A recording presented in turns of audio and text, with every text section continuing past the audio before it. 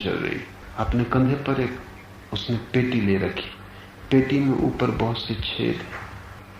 राह चलते एक राहगीर ने उससे पूछा कि ये क्या है? कुछ पेटी अनूठी सी और ऊपर छेद। तो उस स्त्री ने कहा कि इसमें एक बिल्ली। तो राहगीर थोड़ा और जिज्ञासु हुआ कि इस बिल्ली को किस लिए सिर पे ढो रही हो?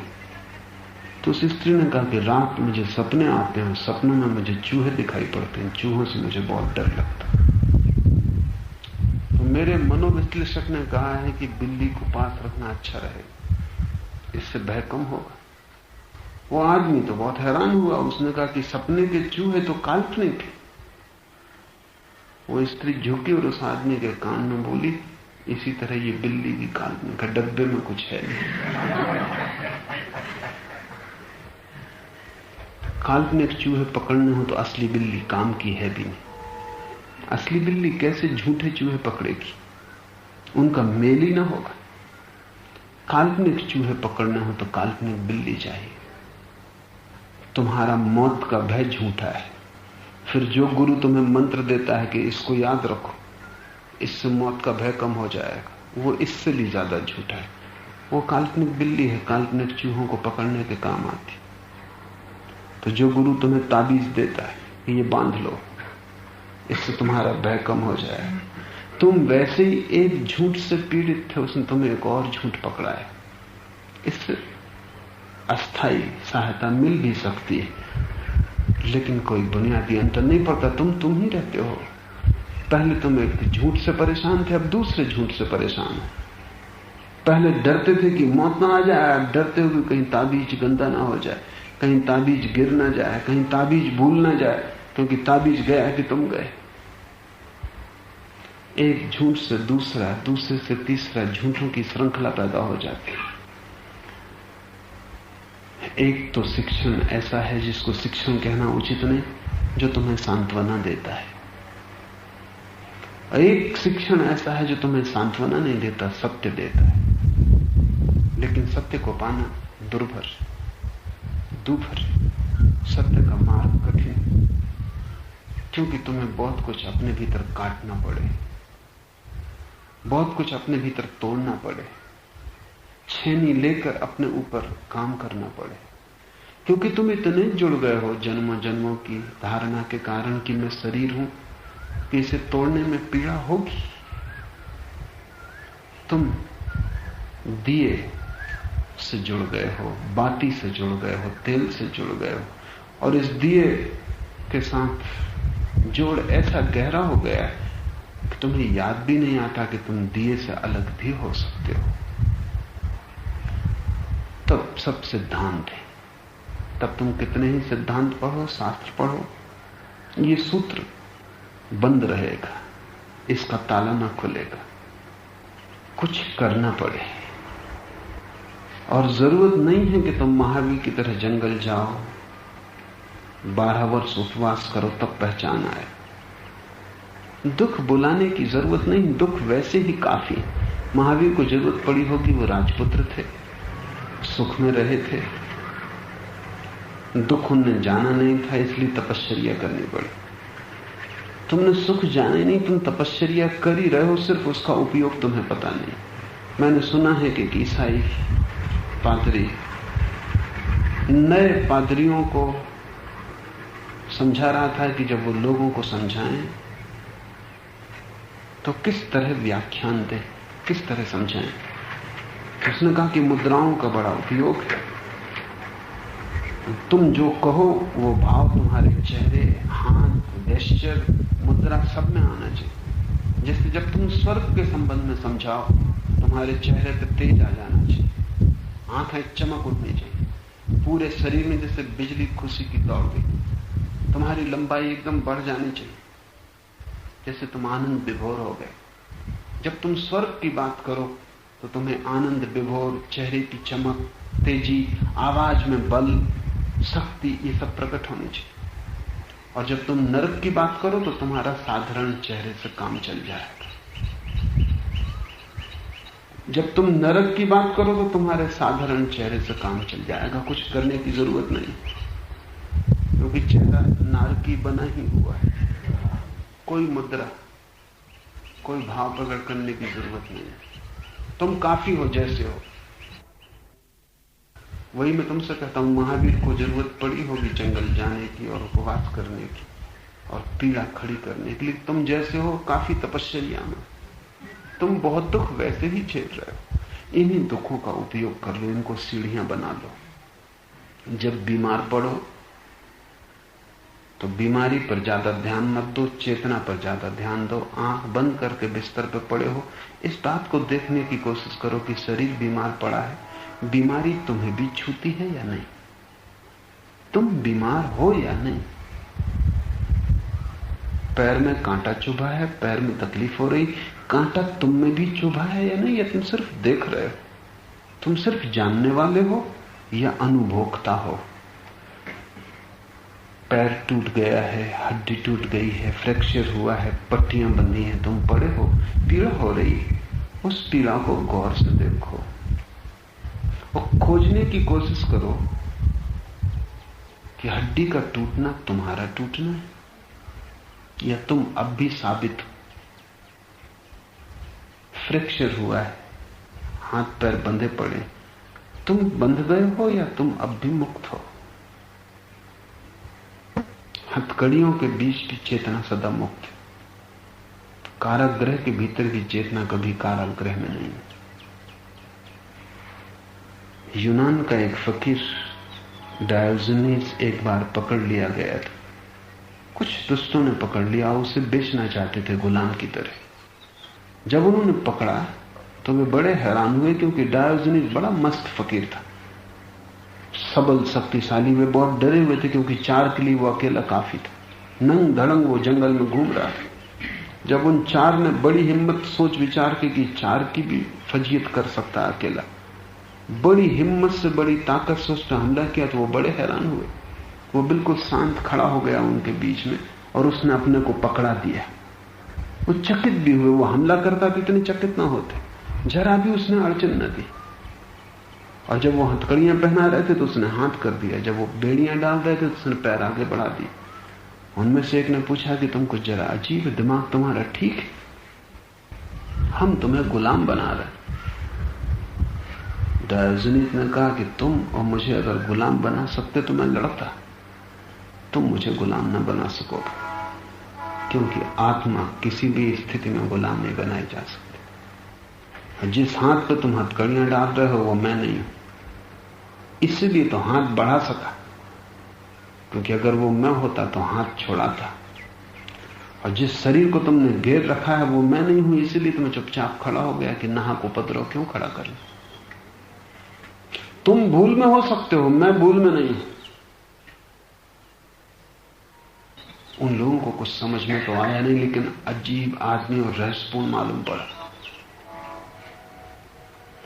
जब वो चलने लगा तो वो शानदार आदमी था।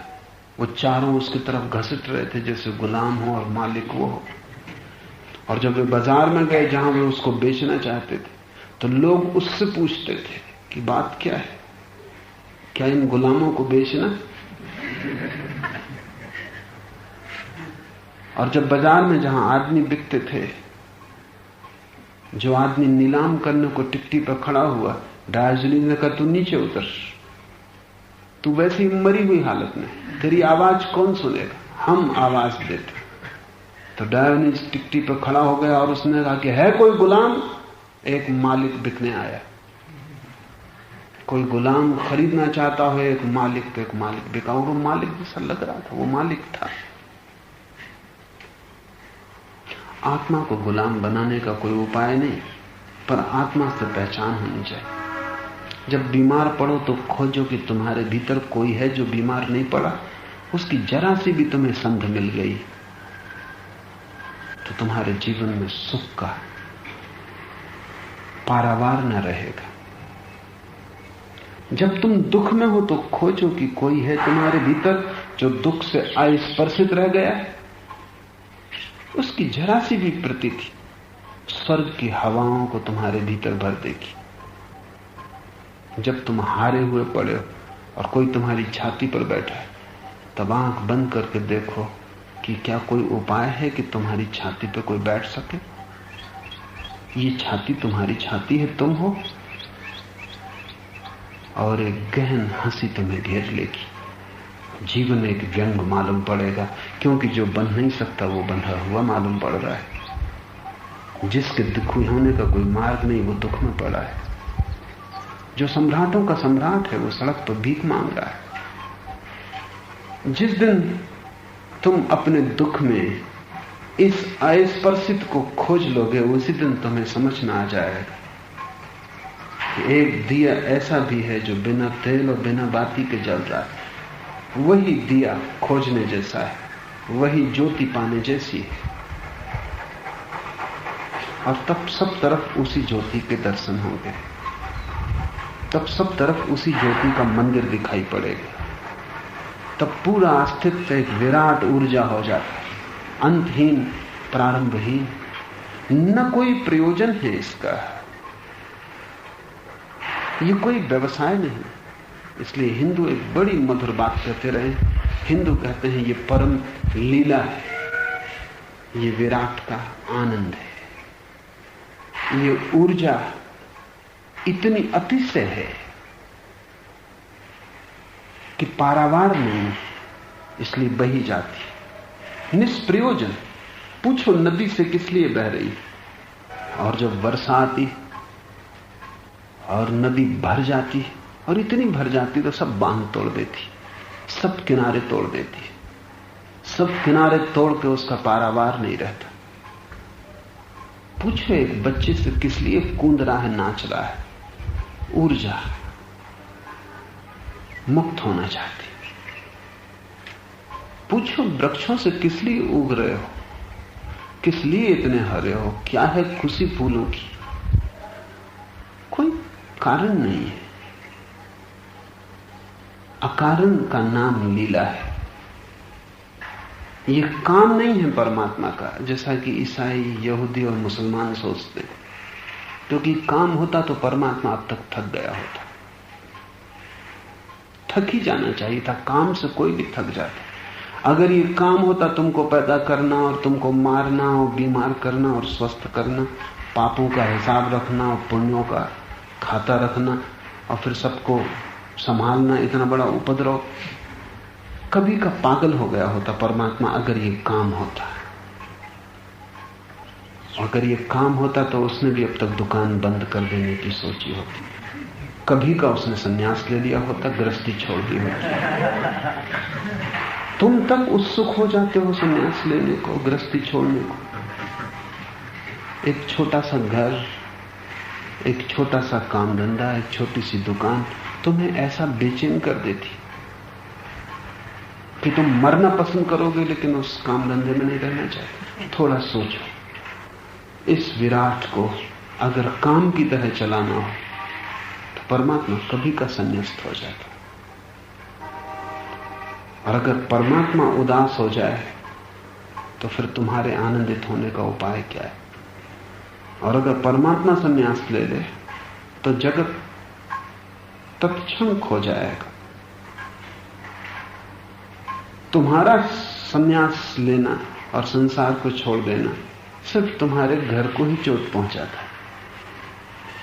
अगर परम ऊर्जा विश्राम कर ले, थक जाए, उब जाए, दुखी हो जाए, तो संसार तत्क्षण विलुप्त हो जाएगा। क्योंकि ये ऊर्जा उसमें बहती रहे तो ही वृक्ष खिलेंगे, तो ही बच्चे नाचेंगे, तो ही आकाश में बादल चलेंगे, नदियां बहेंगी, पहाड़ उठेंगे। ये ऊर्जा उदास हो जाए, सिकुड़ जाए, संकोच को हो जाए उपलब्ध, तो विस्तार खो जाएगा, सब सिकुड़ के बंद हो जाए। हिंदुओं की धारणा अनूठी, उन जैसी धारणा जगत में किसी की नहीं। हिंदू कहते हैं ये लीला है, ये खेल है। खेल से कभी कोई थकता नहीं। खेल का मतलब ये है जिसमें कोई प्रयोजन नहीं, जिसमें फल का कोई सवाल नहीं। खेल का मतलब ये है कि अभी और यहीं शक्ति की अभिव्यक्ति में ही रस है, परिणाम में कोई रस नहीं। तुम हो, ये परमात्मा का आनंद है। तुम कैसे हो ये सवाल नहीं। साधु को देख के ज्यादा आनंदित हो अगर परमात्मा, और असाधु को देख के कम, तो वो दुकान चला रहा है। फिर उसी तुम्हारे जैसा है। जो बेटा कमा के लाता उससे तुम खुश हो, और जो बेटा गंवा आता उससे तुम ना खुश। तब फिर वो भी धंधेबाज है, उसके दिमाग में भी गणित ना। परमात्मा असाधु में भी उतना ही प्रसन्न है, साधु में भी उतना ही प्रसन्न है। खेल तटस्थ है। खेल का मतलब यह है कि जो रावण का पार्ट कर रहा है नाटक में, परमात्मा उससे उतना ही प्रसन्न है जितना राम से। और जब खेल का अंत होगा तो राम और रावण में भेद न रह जाएगा। इस धारणा को समझना बड़ा कठिन है, क्योंकि हमारा मन कहता है साधु असाधु में भेद होना चाहिए, बुरे भले में भेद होना चाहिए। एक चोरी कर रहा था, एक दिन रात प्रार्थना कर रहा था, इनमें फर्क होना चाहिए। जो प्रार्थना कर रहा था उसको पुरस्कार मिलना चाहिए, जो चोरी कर रहा था उसको दंड मिलना चाहिए। हमारे इसी मन के कारण हमने नरक और स्वर्ग निर्मित किए। वो हमारी धारणाएं, वो व्यवसायी चित्त का विस्तार है, वो दुकानदार की बुद्धि है। अगर परमात्मा है तो नरक नहीं हो सकता। अगर परमात्मा है तो सभी कुछ स्वर्ग है। अगर परमात्मा है तो सभी कुछ खेल है। कृष्ण अर्जुन को यही समझाने की कोशिश करते हैं, अर्जुन की समझ में नहीं आता। वो हिसाब किताब लगाता, वो कहता इतने लोगों को मारूंगा तो कितना पाप लगेगा, इतने लोगों को मार के जो धन राज्य मिलेगा वो इस योग्य भी है या नहीं। और कृष्ण अर्जुन को कहते हैं तू हिसाब मत लगा, तू परिणाम की चिंता मत कर, तू निमित्त है। एक खेल है, तू उसे खेल ले। और खेलते समय तू इतना ही स्मरण रख कि परमात्मा तुझसे खेल रहा है। तू बांसुरी से ज्यादा नहीं, गीत उसका है, गाने वाला वो है। ये अहंकार मानने को राजी नहीं होता कि मैं बांस की पोंगरी। अहंकार सोचता है कि गीत भी मेरा है। अहंकार सोचता है ये जो मधुर स्वर पैदा हो रहे हैं ये मेरे। और जब तक अहंकार ऐसा सोचता है तब तक आप उसको ही जान पाएंगे जिसका कारण वही ज्योति आपको दिखाई पड़ेगी जो तेल से जलती। अहंकार तेल से जलने वाला दिया है, आत्मा बिन बाती बिन तेल। पर एक क्रांति चाहिए दृष्टिकोण में। काम न रह जाए अस्तित्व। अस्तित्व सिर्फ एक उत्सव हो।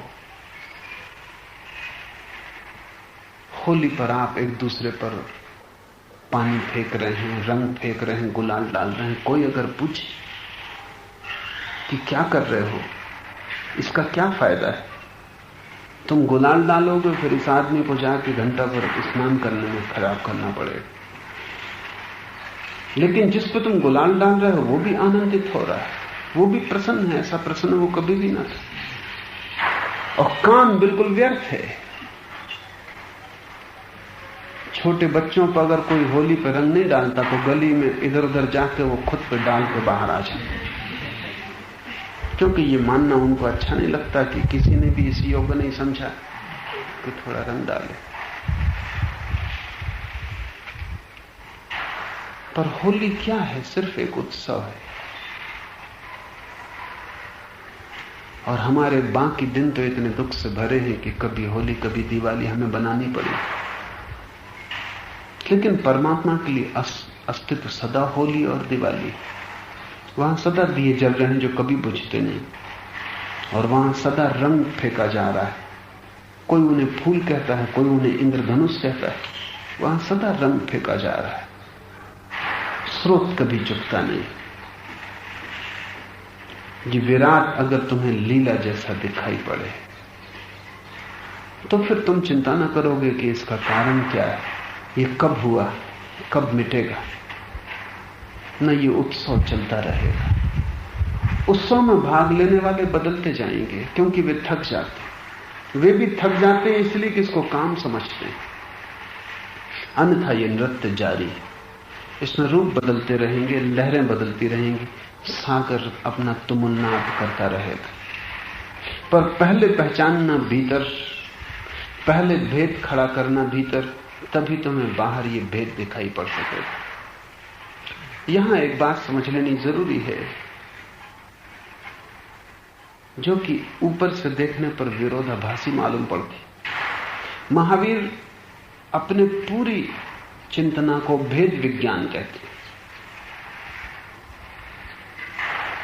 शंकर और दूसरे वेदांती अभेद की बात करते हैं और महावीर भेद की बात करते हैं।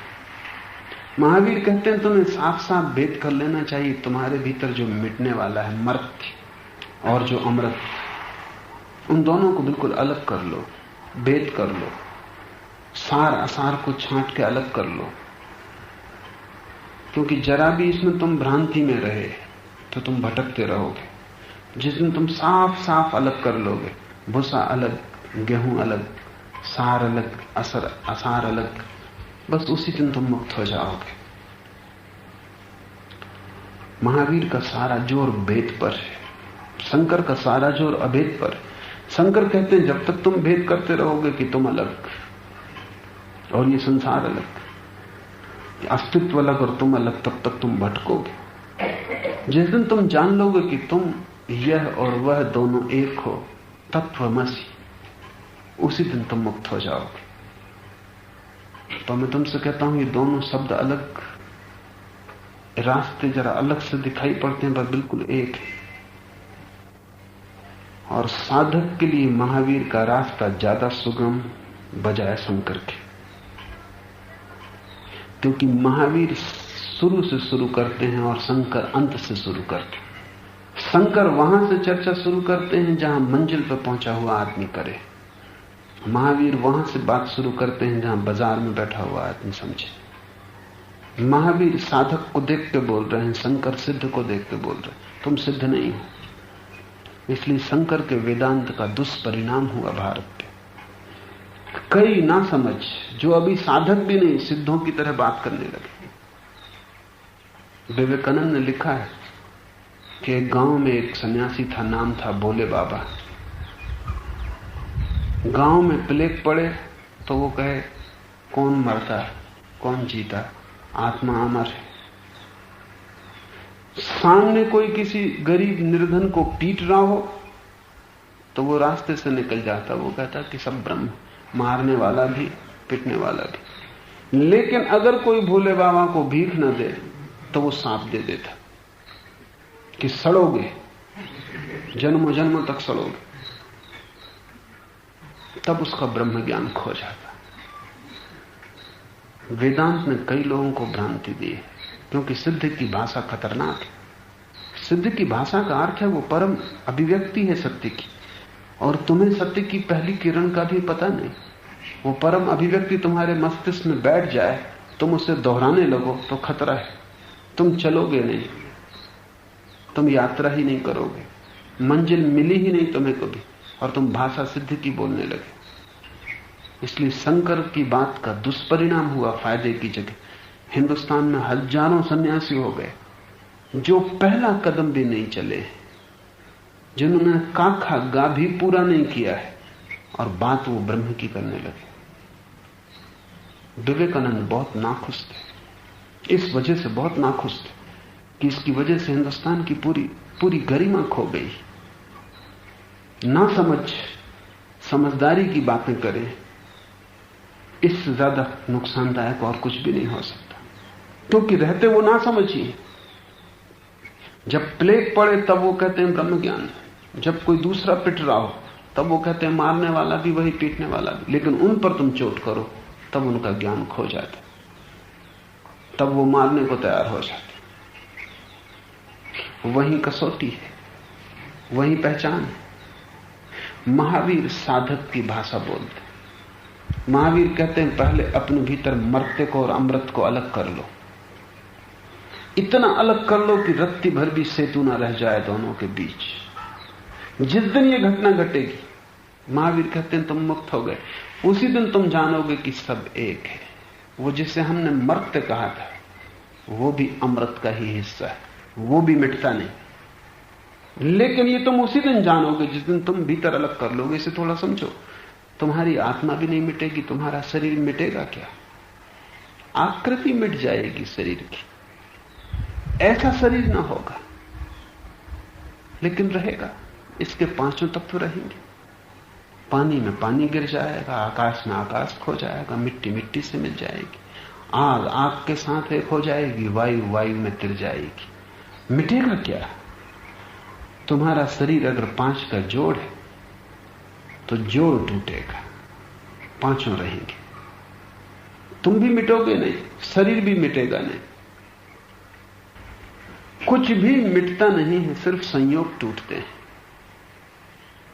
फिर संयोग बनते रहेंगे, फिर शरीर उठता रहेगा, मिटता रहेगा, गिरता रहेगा। पर महावीर कहते हैं ये बात समझ में आएगी जिस दिन तुम भीतर भेद साफ कर लोगे, अकारण दिए को जान लोगे और सकारण दिए को जान लोगे। उसी दिन भेद भी विलीन हो जाएगा। उसी दिन तुम जानोगे तुम भी नहीं मिटते, चेतना भी नहीं मिटती, शरीर भी नहीं मिटता। सिर्फ चेतना और शरीर का संबंध मिटता है। सिर्फ संबंध विनाशी है। अर्थात संन्यास का नाम है संबंध के पार उठ जाना। सिर्फ संबंध विनाशी है। न तुम्हारी पत्नी में संसार है, न तुम में संसार है। तुम पत्नी से संबंधित हो, वो जो संबंध की धारणा है उसमें संसार है। न धन में संसार है, न तुम में संसार है, लेकिन तुम तिजोरी पकड़ के बैठे हो। धन और तुम्हारे बीच जो संबंध है उसमें संसार है। संबंध का नाम संसार, इसलिए असंग सन्यासी है। इससे ये मतलब नहीं कि वो पत्नी को छोड़ के भाग जाए। जिससे कोई संबंध ही नहीं उसको छोड़ के भी क्या भागना।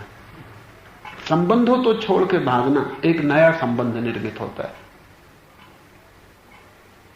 धन को त्यागने की भी कोई सवाल नहीं, क्योंकि जिसको तुमने कभी भोगा नहीं उसको तुम त्यागोगे कैसे? जिससे तुम कभी जुड़े ही नहीं थे उससे तुम टूटोगे कैसे? इसलिए सवाल भागने का नहीं, सवाल जागने का, जानने का। संबंध गिर जाए, तुम्हारा कोई संबंध न रह जाए, किसी भांति का संबंध न रह जाए, तत्क्षण तुम मुक्त हो। इस असंग अवस्था को महावीर कहते हैं केवल, अकेली चेतना की अवस्था, जहां कोई संबंध नहीं। संबंध माया है, असंगता ब्रह्म। पर एक एक कदम चलना जरूरी है। सीधी मंजिल को पकड़ लेने का कोई उपाय नहीं है। और एक एक कदम का अर्थ है भीतर से शुरू करो, सिद्धांत से नहीं, अनुभव से। शरीर और स्वयं को अलग करो, पहला संबंध वहां तोड़ो, फिर और संबंध उसी संबंध पर खड़े। जैसे तुमने आधारशिला अलग कर ली और पूरा भवन गिर जाए। जिस दिन तुम भीतर स्वयं के और शरीर के संबंध को अलग कर लोगे, उसी दिन तुम्हारे सारे संसार का महल भूमिसात हो जाएगा। अगर वो आधारशिला बची रही तो तुम कहीं भी जाओ, तुम नए संबंध निर्मित करोगे, क्योंकि बीज तुम्हारे साथ नए अंकुर आ जाएंगे। आश्रम में जाओगे, वो आश्रम तुम्हारा हो जाएगा। बच्चों को छोड़ दोगे, शिष्य बन जाएंगे, वो शिष्य तुम्हारे हो जाएंगे। बेटा मरता तो जैसा दुख होता वैसा ही शिष्य के मरने से दुख होगा। घरों में ही माताजी नहीं है, आश्रम में माताजी खड़ी हो जाए। तुम जहां भी जाओगे, अगर बीज संबंध तुम्हारे भीतर है तो अंकुर खड़े होंगे। बीज संबंध को तोड़ दो, भीतर खोजो उस ज्योति को जो जलती है बिना दिए बिना बाती के। उसकी झलक को पकड़ो और धीरे धीरे उसमें लीन होते जाओ। आत्मा को जाने बिना परमात्मा को जानने की कोई व्यवस्था नहीं। स्वयं को पहचाने बिना सत्य से कोई पहचान न कभी हुई है, न हो सकती। और जो उस पहली पहचान को उपलब्ध हो जाता है, अंतिम बहुत दूर नहीं है। इस यात्रा में पहला कदम अंतिम कदम बन जाता है। कृष्णमूर्ति की एक किताब है the first and last freedom. पहली और अंतिम मुक्ति। यहां पहला अंतिम बन जाता है, लेकिन जो पहले को चूक गया और अंतिम को कंठस्थ कर लिया वो भटक जाता। ज्ञान से थोड़ा बचना। अज्ञान इतना खतरनाक नहीं है। अज्ञान तो निर्दोष है, ज्ञान चालाक है। अज्ञान जिस दिन नहीं रहेगा उस दिन जो ज्ञान तुम्हारे भीतर प्रकट होगा वो तुम्हारा है, और जो तुम्हारा है वही मुक्त करता है। तुम इस अज्ञान को ढांक ले सकते हो ज्ञान से, वेदांत से, वेदों से, तब तुम्हारा अज्ञान सुरक्षित हो गया, किले के भीतर हो गया। अब इसे नष्ट करना भी बहुत मुश्किल है, अब इस पर हमला करना भी कठिन है। अज्ञान को याद रखना, भीतर के संबंध को तोड़ने की कोशिश करना, धीरे धीरे जैसे जैसे संबंध टूटेगा वैसे वैसे अज्ञान गिरेगा, जैसे जैसे असंबंधित चेतना का दिया दिखाई पड़ेगा वैसे वैसे ज्ञान प्रकट होगा। जिस दिन तुम्हारी भीतर की लौ जो बिना दिए और बिना बाती के जलती, बिना तेल के जलती, पहचान में आ जाएगी, उस दिन ज्ञान, उस दिन तुम वेद हो गए। उस दिन वेद को कंठस्थ करना व्यर्थ है।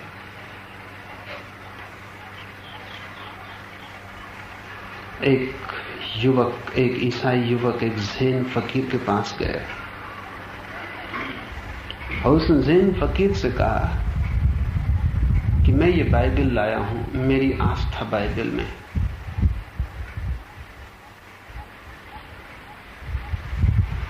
तुमने कभी बाइबल पढ़ी? उस फकीर ने कहा कि नहीं, पढ़ने की फुर्सत नहीं मिली।